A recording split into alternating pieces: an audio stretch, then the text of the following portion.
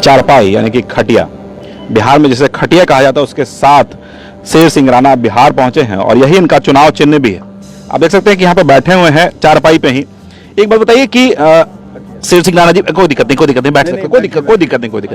ये बताइए कि बिहार में चारपाई के साथ आए हैं, क्या उम्मीद है और किस तरीके से चुनाव को देखते हैं? क्योंकि यहाँ पे बहुत सारी चर्चाएं चल रही है।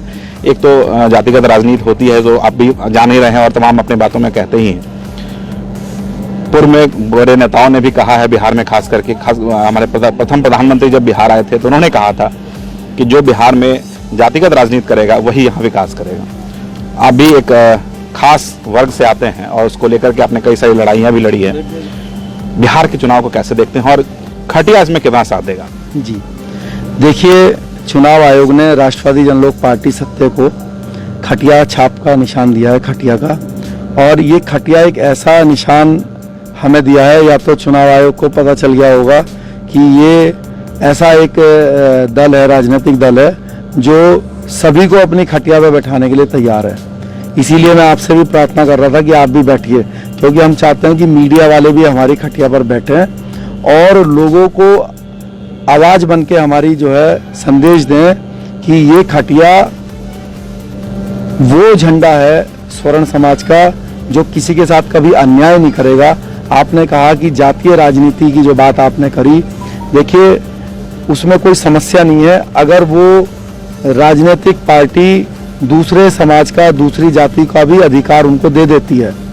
लेकिन दुर्भाग्य ये है कि बिहार के अंदर जिस जाति ने अपनी पार्टी, अपनी राजनीतिक पार्टी बनाई, उसने अपने जाति के अलावा किसी दूसरी जाति को कुछ दिया ही नहीं है।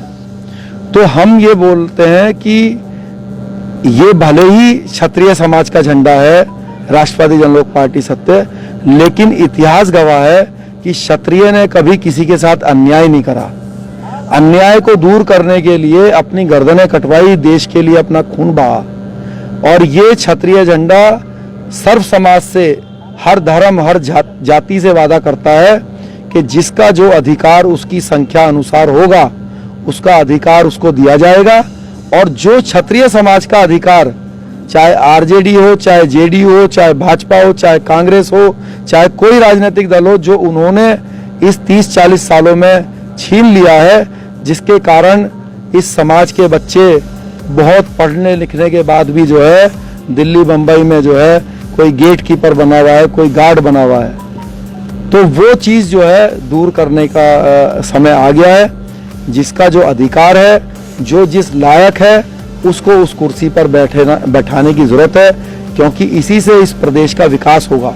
विकास ना होने का कारण भी ये होता है कि जब आप सरकारी मशीनरी में ऐसे लोगों को बैठाएंगे जो उतने काबिल नहीं है, उसके काबिल नहीं है, तो फिर सरकार अपना काम ठीक से नहीं कर पाती है। तो जो काबिल है उसको उस कुर्सी पर बैठाया जाएगा, किसी भी जाति धर्म का हो, उसको उसका अधिकार दिया जाएगा। क्षत्रिय समाज को उसका अधिकार दिया जाएगा। क्षत्रिय समाज की बात करें, तमाम समाज की बात आप कर रहे हैं, जैसे कि आपके ऊपर एक कह सकते हैं कि एक कंधे पर एक बहुत बड़ी जिम्मेदारी मिली थी और उसको आपने अच्छे से निभाया भी, जो अस्थि कलश को वापस लाना था पृथ्वीराज चौहान का। एक और पृथ्वीराज चौहान के अस्थि कलश की बात हो तो एक लोग आप पे भरोसा करते हैं, दूसरी ओर वहीं जब फूलन देवी की बात आती है तो लोग एक दूसरे तरह की बात दिमाग में आती है। तो कैसे लगता है कि आपको कि बिहार के लोग आप पर भरोसा जताएंगे और चुनाव में आपको अच्छा वोट देंगे ताकि आप इस सत्ता में आ सकें? देखिए, जो दोनों कारण आपने बताए, मेरा तो ये कहना है कि इन्हीं दो कारणों से मुझ पर ज़्यादा भरोसा करना चाहिए कि शेर सिंह राणा बोलता नहीं है, करके दिखाता है। अब पूरे देश में 800 सालों से जो कार्य किसी के द्वारा नहीं हो पाया था, हमारे जो आखिरी भारतीय सम्राट पृथ्वीराज चौहान जी थे, 1192 में उनको बंदी बनाकर अफगानिस्तान ले जाया गया। वहाँ पर फिर शब्द वेदी बाण से उन्होंने मोहम्मद गौरी को कैसे मारा सबको मालूम है। लेकिन 800 सालों से उनकी समाधि पर जूते चप्पल मारकर जो वहाँ के लोग थे या जो अब तालिबानी आतंकवादी थे, उनका जो है इंसल्ट किया करते थे, जो कि पूरे भारत की बेइज्जती थी। ये ईश्वर की मुझ पर कृपा बोल लीजिए या लोग जिस कारण से मुझ पर विश्वास करेंगे, ये यही कारण है कि तिहाड़ जेल से बाहर निकलकर उसको तोड़कर मैं अफगानिस्तान गया मैंने अपने जीवन में अपने लिए कुछ प्राप्त नहीं करा। अगर मैं चाहता तो फरारी के दौरान अपने लिए भी कुछ करता, लेकिन मैंने अपने जीवन को खतरे में डालकर मैं अफगानिस्तान गया। वहाँ पर एक दो बार जो है मौत से भी सामना हुआ, लेकिन उसके बाद पृथ्वीराज जी की समाधि वापस हिंदुस्तान लेकर आया और उनके गंगा जी में उनकी अस्थि मट्टी को जो है प्रवाहित किया। दूसरा जो आपने वाक्य बताया कि जो फूलन देवी हैं उनका हत्या का जो मुझ पर आरोप लगा, आपको बता दें कि आरजेपी सत्य हरियाणा में भी चुनाव लड़ी थी और अधिकतर जहां पर हम चुनाव लड़े थे वो सब आरक्षित सीटें थी, रिजर्व सीट थी। और मैं आपको बता दूं कि हमारे दो कैंडिडेट जो फूलन देवी की बिरादरी के हैं वही हमारे कैंडिडेट थी। एक हमारी करनाल सीट में जो है नीलोखेड़ी विधानसभा है, वहाँ से हमारी अरुणा बहन हमारी जो है प्रत्याशी थी, जिनको करीब जो है 10,000 से ज़्यादा वोट प्राप्त हुए थे। और है हाँ अरुणा कश्यप जी, तो हमारे पार्टी के कई जिला अध्यक्ष जो हैं उन्हीं समाज के हैं। और इससे भी बड़ी बात बता दूं, जो फूलन देवी की जो सगी बहन है मुन्नी देवी, वो हमारी पार्टी की संस्थापक सदस्य हैं। बिहार के चुनाव प्रचार में भी वो हमारे साथ रहेंगी, क्योंकि उनको अच्छे से मालूम है कि बहुत सारे लोगों ने राजपूतों को हमेशा दूसरी जातियों में बदनाम करने के लिए लड़ाई झगड़े करने दिखाया है कि भाई ये लोग लड़ाई झगड़ा करते हैं। आप उनकी फूलन देवी जो है उनकी माताजी का इंटरव्यू देख सकते हैं। उन्होंने साफ कहा है कि कभी भी राजपूतों की और मल्लाहों की तो लड़ाई नहीं हुई। अगर आप हमारे पार्टी का बैनर होर्डिंग भी देखेंगे तो उसमें भी हमारे जो महापुरुष हैं उसमें जो है केवट राज भी हैं। तो हमने तो सभी को इज्जत दी है। अगर केवट राज नहीं होंगे तो क्षत्रियों के प्रभु श्री राम भी नहीं होंगे ना। प्रभु श्री राम और केवट की तो दोस्ती जो है सबको पता है। तो उसी हजारों सालों से है, लाखों सालों से है, तो वही दोस्ती हम भी करेंगे। जहाँ पर उनको हमारी ज़रूरत होगी हम उनका सहयोग करेंगे, क्योंकि देखिए जब तक समाज से अभी मान लीजिए हमारे वही जिस समाज की आप बात कर रहे हैं तो वो ओबीसी वर्ग में यहाँ पे आते हैं। सबको मालूम है कि ओबीसी वर्ग में मुझे बोलना नहीं चाहिए, लेकिन जो सच्चाई है उसको बोलने से डरना भी नहीं चाहिए। ओबीसी वर्ग के अंदर हमारे यादव भाइयों के अलावा या जो हमारे कुर्मी भाई हैं, मलाई जो है सिर्फ उन्होंने चाटी है, दूसरे वर्ग को तो कुछ प्राप्त ही नहीं हुआ है। जो स्वर्ण जाति है वो तो ओबीसी और एससी का कुछ ले नहीं सकती। तो जितना साथ एक आरजेपी सत्या जैसी पार्टी ओबीसी और एससी के लिए कर देगी बिना किसी भेदभाव के, क्योंकि उस वर्ग के आपस में भेदभाव कर देते हैं। मान लीजिए लालू जी की पार्टी सरकार में आएगी, यादव भी ओबीसी में और वो भी ओबीसी में, तो बड़ी नेचुरल सी बात है कि ओबीसी वर्ग की सारी नौकरियां वो यादव समाज को ही देंगे, तो उन्होंने भेदभाव करना पड़ेगा। लेकिन मैं जो हमारी जो पार्टी है वो तो कभी ओबीसी की नौकरी ले नहीं सकते, तो हम तो भेदभाव नहीं करेंगे ना। ऐसा तो मैं कर नहीं सकता कि किसी ओबीसी वर्ग के बच्चे की नौकरी जो है किसी स्वर्ण जाति के बच्चों को दे देंगे। ये तो जातिगत बात हो गई कि आरक्षण की बात हो गई।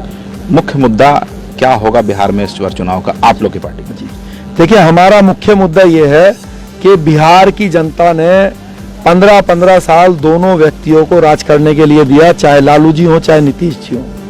लेकिन बिहार की सरकार पूरे देश में सबसे फेल मानी गई है और इसका प्रत्यक्ष जो उदाहरण है वो अभी लॉकडाउन में पूरे देश ने देखा है। जिस तरीके से हमारे बिहार के भाई लाखों की संख्या में, बल्कि मैं कहूंगा करोड़ों की संख्या में दूसरे प्रदेशों में फंसे और वहां पे श्रमिक के रूप में वो कार्य कर रहे थे, और उनको आने जाने मतलब वहां से लाने में जो परेशानियां हुई, उनका मन हुआ कि कैसे वो वहां पे परेशान और पीड़ित हुए कि उनका मन हुआ कि भाई वापस अपने घर अपने राज्य में वापस आए, लेकिन उसका भी प्रबंध वो नहीं करा पाए। एक जो प्रत्यक्ष लोगों ने उदाहरण देखा वो ये था कि इतना भारी पलायन बिहार से हुआ क्यों। कोई भी व्यक्ति दुनिया के अंदर अपना घर अपने माता पिता को छोड़ के दूर नहीं जाना चाहता, लेकिन सरकार के लगातार फेलियर होने के कारण लोगों के पास यहाँ पे रोटी खाने के लिए रोजगार नहीं है। सबसे पहली और सबसे जरूरत की जो आवश्यकता है वो है प्रदेश के अंदर रोजगार पैदा करना। कई सालों से भाजपा और जेडीयू की अलायंस की और पासवान जी की अलायंस की सरकार केंद्र में भी है और राज्य में भी है। मैं ये पूछता हूं कि नीतीश कुमार जी ने, रामविलास पासवान जी ने बिहार के अंदर सरकारी उपक्रम क्यों नहीं लगाए कि लोग यहाँ पर, बिहार के लोग यहाँ पर सरकारी कर्मचारी मुख्य मुद्दा विकास होगा। गरीबों की जो विकास होनी चाहिए थे वो नहीं हुई, और 15-15 साल जो दोनों के दिया गया अब किसी तीसरे को दिया जाए, यही मुख्य मुद्दा होगा आपका। जी देखिए, मुख्य मुद्दा हमारा जो है विकास है। मुख्य मुद्दा जिन जाति समूह के साथ लगातार भेदभाव करके उनको किनारे कर दिया गया है, चाहे वो क्षत्रिय समाज हो, चाहे वो स्वर्ण जाति का कोई भी वर्ग हो, या हमारे दलित समाज का भी सिर्फ उसमें भी पासवान समाज के लोग मलाई काट रहे हैं, या ओबीसी में सिर्फ 1-2 जातियां ही मलाई काट रही हैं। तो ये भेदभाव खत्म करना हमारा दूसरा मुद्दा होगा। और तीसरा मुद्दा होगा कि हम रोजगार उत्पन्न करेंगे, गुंडागर्दी खत्म करेंगे। पूरे बिहार में जिस दिन आरजेपी सत्य की पार्टी सरकार में हिस्सेदार बनेगी या सरकार बनाएगी, शपथ लेगी, शपथ लेने के बाद जो पहला आदेश होगा वो होगा पूरे बिहार के अंदर हमारी जितनी भी माताएं बहनें हैं, महिलाएं हैं, सबके लिए पूरे बिहार में फ्री सर्विस होगी। किसी भी बस के अंदर, किसी भी ट्रांसपोर्ट के अंदर कोई भी महिला बिहार में कहीं पर भी आना जाना चाहेगी, चाहे बस प्राइवेट हो चाहे सरकारी हो, उससे किसी तरह का कोई किराया नहीं लिया जाएगा। चाहे किसी वर्ग की महिला हो, सारी हमारी माँ बहनें हैं। तो हमारा ये सबसे पहला जो काम होगा वो ये होगा। हमारे समाज के कुछ व्यक्ति हैं जिनको भेदभाव करके जेल के अंदर रखा गया है। कई नाम है, नाम लेके मैं कंट्रोवर्सी नहीं करना चाहता, लेकिन उन लोगों को भी अब रिहाई होनी चाहिए। ये काम भी हमारी आरजेपी सत्य करेगी। देख सकते हैं, ये है शमशेर सिंह राणा। इन्होंने तमाम मुद्दे की बात बताई। इन्होंने कहा कि बिहार में इस बार चुनाव में इनका क्या मुद्दा होगा, और सबसे बड़ी बात यह है कि खटिया के साथ ही बिहार आए हैं, और बिहार में खटिया हर घर में पाया जाता है। कैमरामैन रविंद्र के साथ विकास आनंद, वैशाली न्यूज़, हाजीपुर।